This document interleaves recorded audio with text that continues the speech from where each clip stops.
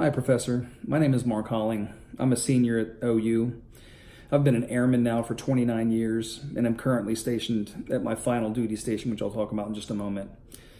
I grew up on the Gulf Coast of Mississippi before I entered the Air Force in 1990, and have had 5 jobs over the last 29 years. I'm married to a wonderful woman named Nicole.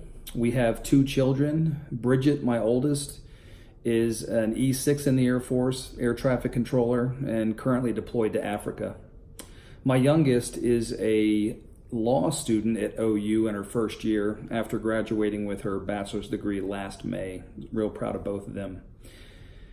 So after I retire in 2020, at the beginning of 2020, I believe that I've settled on a culinary school that I want to go to. Been thinking about it for quite a while, so I'm looking at Johnson & Wales in Denver, which is a mile north of where I live right now.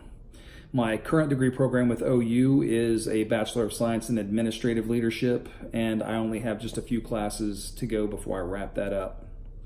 So how do I spend my days? Currently, I'm on temporary duty to Keesler Air Force Base in Mississippi. I've been here for 2 months away from my home station, which is the Air Force Academy in Colorado Springs. There, I am the superintendent of the mission support group.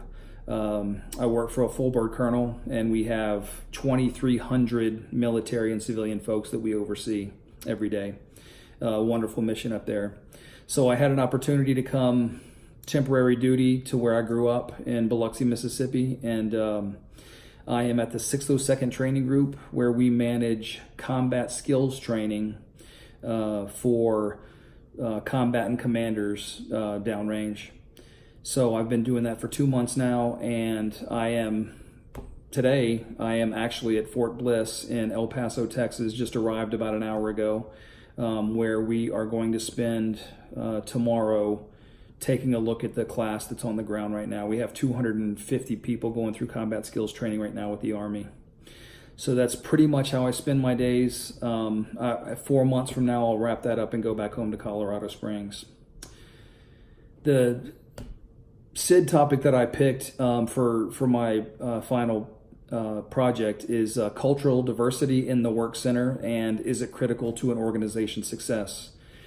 I picked that topic because I'm very interested in cultural diversity. I think there's a very fine line with most people and their understanding of cultural diversity in the work center. When you look at anti-discrimination laws and affirmative action, it's about so much more than that. And when you talk to somebody about why cultural diversity is critical to an organization, they give you a couple of simple answers, which is you'll usually get innovative ideas from different backgrounds, different perspective, which is key. But it's just a piece of why cultural diversity is important in the work center, and I intend to dig into that very well. I will include a creative production with my paper. I feel that a well thought out and produced creative production will augment a good paper. I intend to do a TED Talk style presentation, where I'll open it up with a quiz that basically asks you to write down the names of 5 people that are closest to you. Who do you rely on for advice, comfort? Who do you love? 5 people. And then you'll put an X next to the categories that person is like you in. So if that person is, for me, if that person is a male, I put an X in the box. If that person is in their mid-40s, I put an X in the box.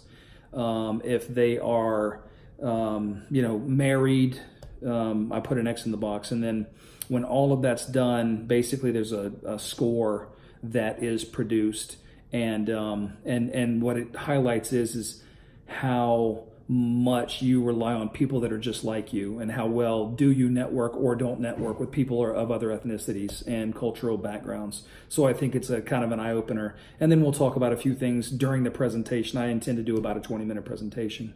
So I think that if I do it right, I think it'll really augment my paper.